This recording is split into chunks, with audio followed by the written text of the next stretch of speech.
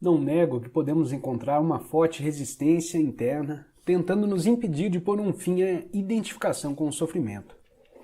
Isso acontecerá particularmente se tivermos vivido intimamente identificados com o sofrimento emocional durante a maior parte da vida e se tivermos investido nele uma grande parte, ou mesmo todo o nosso sentido de eu interior.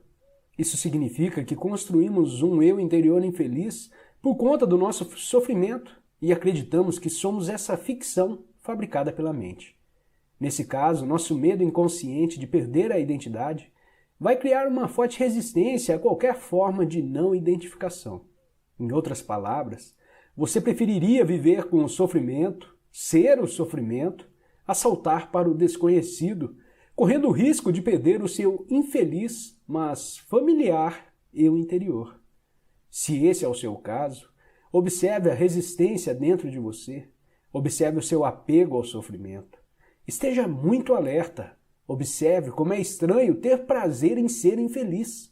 Observe a compulsão de falar ou pensar a esse respeito. A resistência deixará de existir se você torná-la consciente. Poderá então dar atenção ao sofrimento, estar presente como testemunha e iniciar a transformação. Só você pode fazer isso. Ninguém pode fazer por você. Mas caso tenha bastante sorte para encontrar alguém intensamente consciente, se puder estar com essa pessoa e juntar-se a ela no estado de presença, isso poderá ser de grande utilidade, acelerando o processo. Se isso acontecer, a sua própria luz logo brilhará mais forte. Quando colocamos um pedaço de lenha que tenha começado a queimar há pouco tempo, perto de outro que está queimando vigorosamente, e depois separamos os dois novamente, o primeiro tronco passará a queimar com uma intensidade muito maior. Afinal de contas, é o mesmo fogo. Ser um fogo dessa natureza é uma das funções de um mestre espiritual. Alguns terapeutas estão aptos a preencher essa função, desde que tenham alcançado um ponto além do nível de consciência e sejam capazes de criar e sustentar um estado de presença intensa e consciente enquanto estiverem trabalhando com você. A razão pela qual não colocamos a mão no fogo não é o medo, e sim a certeza de que vamos nos queimar. Não é preciso ter medo para evitar um perigo desnecessário. Basta um mínimo de inteligência e bom senso. Nessas questões práticas, é muito útil aplicarmos as lições do passado. Mas se alguém nos ameaça com fogo ou com violência física, talvez experimentemos uma sensação como medo. É uma reação instintiva ao perigo, sem relação com a doença psicológica do medo que estamos tratando aqui. A doença psicológica do medo não está presa a qualquer perigo imediato concreto e verdadeiro.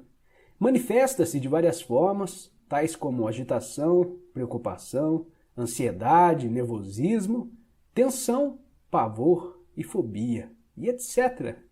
Esse tipo de medo psicológico é sempre de alguma coisa que poderá acontecer, não de alguma coisa que está acontecendo nesse momento. Você está aqui e agora, ao passo que a sua mente está no futuro. Essa situação cria um espaço de angústia, e caso estejam identificados com as nossas mentes e tivermos perdido o contato com o poder e a simplicidade do agora, essa angústia será a nossa companhia constante.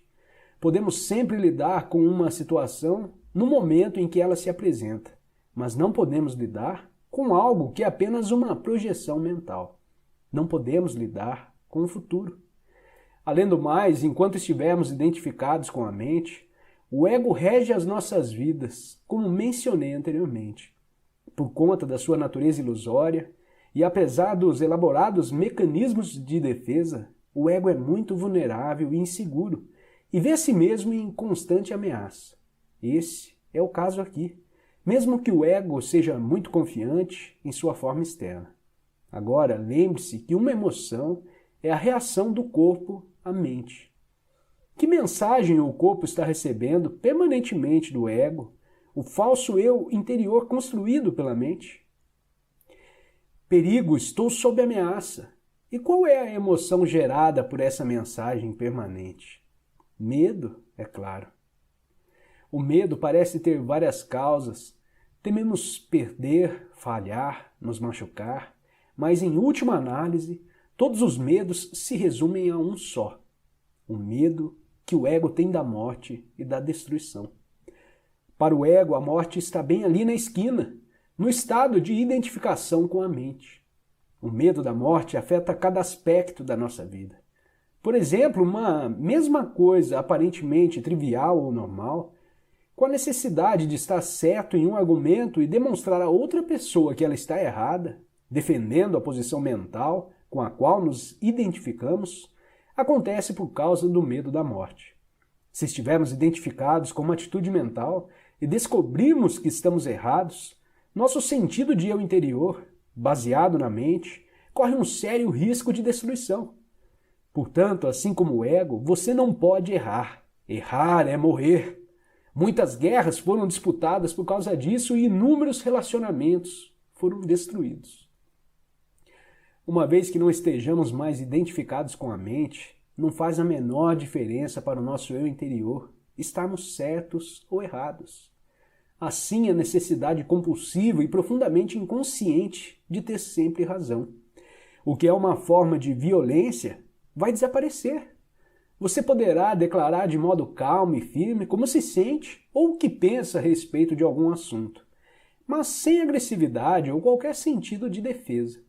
O sentido do seu eu interior passa a se originar de um lugar profundo e verdadeiro dentro de você, não mais de sua mente. Tenha cuidado com qualquer tipo de defesa dentro de você. Ela está se defendendo de quê? De identidade ilusória? De uma imagem em sua mente? De uma identidade fictícia? Ao trazer esse padrão à consciência, ao testemunhá-lo, você deixa de se identificar com ele. Sob a luz da consciência, o padrão de inconsciência irá se dissolver rapidamente. Esse é o fim de todos os argumentos e jogos de poder tão prejudiciais aos relacionamentos. O poder sobre os outros é fraqueza disfarçada de força. O verdadeiro poder é interior e está à sua disposição agora. O medo será uma companhia constante para qualquer pessoa que esteja identificada com a mente e, portanto, desconectada do seu verdadeiro poder, o eu profundo e enraizado no ser. O número de pessoas que conseguiram alcançar o ponto além da mente ainda é extremamente pequeno, o que nos leva a presumir que, virtualmente, todas as pessoas que você encontra ou conhece vivem em um estado permanente de medo.